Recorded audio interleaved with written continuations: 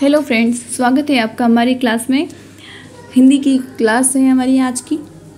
विशेषण तक हमने पढ़ ली थी, व्याकरण, हिंदी व्याकरण हम पढ़ रहे थे, विशेषण तक हमने पढ़ लिया था।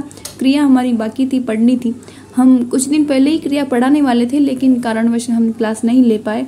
तो आज हम क्रिया का जो टॉपिक है, हम शॉर्ट मैटर में हम क्रिया का टॉपिक पूरा पढ़ लेंगे। तो एनसीईआरटी की बुक से उससे ये मैटर लिया गया है। आपको एनसीईआरटी की बुक से प्रोवाइड करवाया जा रहा है सारा मैटर। तो चलिए पढ़ते हैं, शुरू करते हैं। और आपको एक बात बता दूं कि आज महाराणा प्रताप जयंती है। उनके जन्मोत्सव की आप सभी को बहुत बहुत बधाई। उनके जन्मोत्सव के विशेष अवसर पर हमने अपना टेलीग्राम चैनल बनाया जिसका नाम है आरजे एग्ज़ाम डेस्क। जो अपना यूट्यूब का नाम है वही उसका नाम है। आप सभी ज्वाइन कर लीजिए चैनल को, लिंक आपको मिल जाएगा इस वीडियो के नीचे ही। तो शुरू करते हैं। क्रिया किसे कहते हैं? अपनी क्लास क्रिया को लेकर शुरू करते हैं। क्रिया किसे कहते हैं? जिन शब्दों से किसी भी कार्य का होना या काम का होना समझ में आता है उसे क्रिया कहते हैं। जैसे उठना, बैठना, पढ़ना, रोना, जाना, गाना आदि। हम दुनिया में चाहे कोई भी कार्य ले लीजिए, बिना कार्य के जीवन संभव ही नहीं है। बिना काम के, बिना क्रिया के, कुछ भी बिना अगर आप कुछ काम नहीं करोगे तो जीवन चलेगा ही नहीं। सांस भी आपको लेनी पड़ेगी, आपको चलना भी पड़ेगा, हंसना भी पड़ेगा, उठना भी पड़ेगा, काम भी करना पड़ेगा। तो बिल्कुल जिन शब्दों से किसी कार्य का होना, किसी कार्य का करना आदि का बोध हो उसे हम क्रिया कहते हैं। जैसे उठना, बैठना आदि। क्रिया का मूल रूप धातु है जो संस्कृत भाषा से बनी है। अतः धातु के साथ ना प्रत्यय लगने पर क्रिया का निर्माण होता है।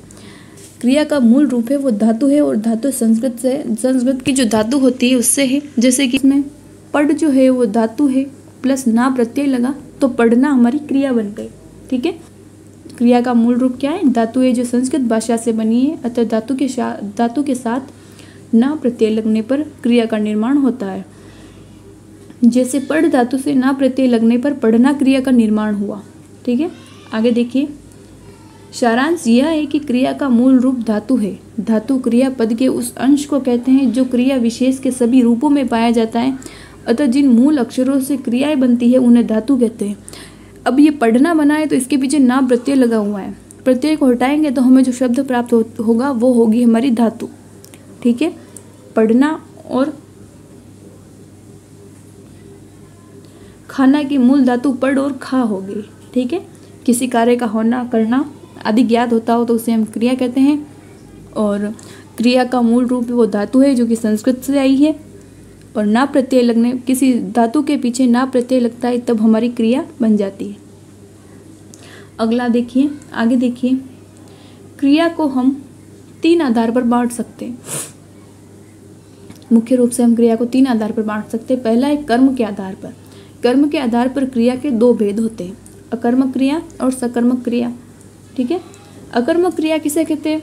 किसी वाक्य में जब क्रिया बिना किसी कर्म के प्रयुक्त होती है तो अकर्मक क्रिया कहलाती है। यानी वाक्य में कर्म का बोध नहीं होता है। जैसा कि आपको नाम से पता चलता है, अकर्मक यानी जिसमें कर्म नहीं होगा, जिसमें कर्म का बोध भी नहीं होगा, वो होगी अकर्मक। जैसे राज दौड़ता है, राज हमारा कर्ता हो गया, दौड़ता है क्रिया हो गई, इसमें कर्म नहीं है तो ये अकर्मक हो गई। ठीक है। आगे देखिए, सकर्मक क्रिया। जब किसी वाक्य में क्रिया कर्ता व कर्म के साथ प्रयुक्त होती है तो वह सकर्मक क्रिया होती है। आप नाम पढ़ के देखिए, आपको नाम से ही पता चल जाएगा। सकर्मक यानी कर्म के साथ, अकर्मक यानी कर्म के बिना। तो सकर्मक होगी। जैसे सीता खाना बनाती है, सीता कर्ता हो गई, बनाती है क्रिया हो गई, और खाना हमारा कर्म हो गया, तो ये कर्म के साथ आई है, इसीलिए ये सकर्मक क्रिया हो गई। हम आपको एक ट्रिक बताते हैं जिससे आप अकर्मक और सकर्मक का पता कर सकते हैं। सकर्मक क्रिया को पहचानने के लिए एक वाक्य में क्या शब्द का प्रयोग करके देख सकते हैं। यदि इस क्या का उत्तर वाक्य से हमें प्राप्त हो जाता है तो वह सकर्मक क्रिया होगी, अन्यथा अकर्मक होगी। हमें सकर्मक क्रिया का पता करना है तो हम क्या करेंगे, कोई हमें जो वाक्य दिया गया है उसमें हम क्या का प्रयोग करके देखेंगे। अगर हमें क्या का उत्तर मिल जाएगा तो वो सकर्मक होगी, अगर नहीं मिला तो अकर्मक होगी। जैसे मोहन खाना बना रहा है, मोहन क्या बना रहा है? खाना बना रहा है। हमें क्या का उत्तर मिल गया है? खाना। तो ये हमारी सकर्मक क्रिया हो गई। आगे देखिए, इस वाक्य से हमें क्या का उत्तर प्राप्त कर सकते हैं? यह सकर्मक क्रिया। लेकिन अगला देखिए, अगला उदाहरण है गीता पढ़ा रही है। इसमें हम क्या का प्रयोग करके देखेंगे? गीता क्या पढ़ा रही है? गीता क्या पढ़ा रही है? अब हमें इस वाक्य से क्या का उत्तर प्राप्त नहीं हो रहा है, क्योंकि गीता क्या पढ़ा रही है यह स्पष्ट नहीं हो रहा है, यह स्पष्ट नहीं हो रहा है, इसीलिए यह अकर्मक क्रिया होगी। आपको समझ में आ गया होगा। पुनः समझ लीजिए, एक बार पुनः समझ लीजिए। हम जो वाक्य दिया जाता है उस वाक्य में हम क्या का प्रयोग करके देखेंगे। अगर हमें क्या का उत्तर प्राप्त हो जाता है तो वह सकर्मक होगी। अगर हमें क्या का उत्तर प्राप्त नहीं होता है तो अकर्मक होगी। इस वाक्य में मोहन खाना बना रहा है। मोहन क्या बना रहा है? मोहन खाना बना रहा है। हमें क्या का उत्तर प्राप्त हो गया है। इस वाक्य में देखिए, गीता पढ़ा रही है। गीता क्या पढ़ा रही है? क्या पढ़ा रही है यहाँ दिया ही नहीं है कि क्या पढ़ा रही है, बस पढ़ा रही है। ठीक है, तो इससे पता चलता है कि अकर्मक क्रिया है। इससे आप अकर्मक और सकर्मक का कन्फ्यूजन दूर कर सकते हैं। आगे देखिए, रचना के आधार पर क्रिया के भेद। रचना के आधार पर 8 भेद है कुल क्रिया के, रचना या अर्थ के आधार पर। ठीक है, 8 भेद है क्रिया के। पहला है सामान्य क्रिया, एक ही क्रिया का होना, जिसमें एक ही क्रिया, एक ही कर्ता, एक ही कर्म, वो सामान्य क्रिया होगी हमारी। ठीक है, फिर आता है संयुक्त क्रिया। 2 या 2 से अधिक क्रियाएं मिलकर एक पूर्ण क्रिया का बोध कराती है। 2 या 2 से अधिक क्रियाएं मिलकर एक पूर्ण क्रिया का बोध कराती है, वो होती है संयुक्त क्रिया। ठीक है, एग्जाम्पल हम आपको अगली वाली क्लास में एमसीक्यू के जरिए हम आपको सभी क्रियाओं के जितने भी प्रकार हैं उन सभी के एग्जाम्पल लेके आएंगे। हम आपको अगली क्लास में बताएंगे। क्लास बहुत लंबी हो जाएगी अगर हम एग्जाम्पल भी बताएंगे तो। अगला प्रकार देखिए सजातीय, जिसमें कर्म व क्रिया एक ही धातु से बने हो। कर्म और क्रिया एक ही धातु से बने हो, जैसे खाना हमारा कर्म हो गया और खा हमारा क्रिया हो गई। ठीक है, अगला है सहायक क्रिया। मुख्य क्रिया की सहायता करने वाली क्रिया को सहायक क्रिया कहते हैं। बहुत इजी है।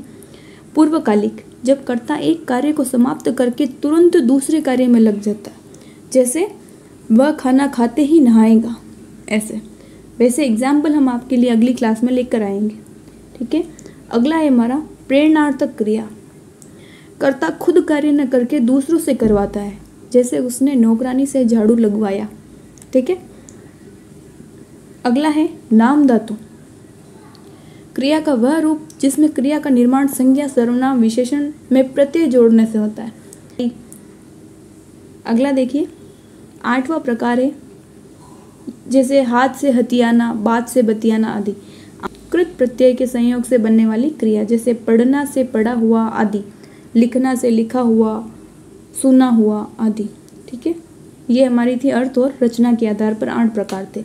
अगला प्रकार है हमारा काल के आधार पर। काल के आधार पर 3 भागों में बांट सकते हैं, भूतकालिक, वर्तमानकालिक और एक है भविष्यकालिक। भूतकालिक वह रूप जिसमें किसी कार्य के बीते हुए समय में होने का बोध होता है, पास्ट में हुआ हो। नाम से आपको पता चल रहा है, बहुत इजी है। रहा था, रहे थे, रही थी, बिल्कुल। ठीक है, अगला है वर्तमानकालिक। वर्तमानकालिक, जिस क्रिया से शब्द के वर्तमान समय में किसी कार्य के होने का बोध हो। भविष्यकालिक, भविष्य में किसी कार्य के होने का बोध होना। ठीक है, तो ये हमारी क्रिया थी। क्रिया की परिभाषा और क्रिया के भेद हमने पढ़े हैं।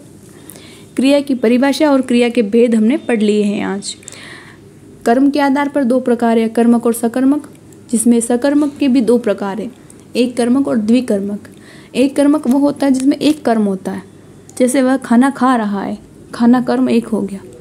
और द्विकर्मक में 2 कर्म होते हैं, जैसे राम ने मोहन को फल दिए। राम कर्ता हो गया, मोहन कर्म हो गया, फल कर्म हो गया, दिए क्रिया हो गई।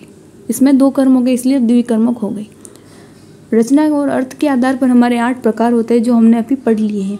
इसके उदाहरण हम आपको अगली क्लास में प्रोवाइड करवाएंगे। एमसीक्यू लेकर आएंगे हम आपके लिए। काल के आधार पर 3 प्रकार होते हैं, भूतकालिक, वर्तमानकालिक और भविष्यकालिक। ठीक है, उम्मीद करती हूँ आप सभी को समझ में आया होगा। क्रिया टॉपिक बहुत आसान टॉपिक है।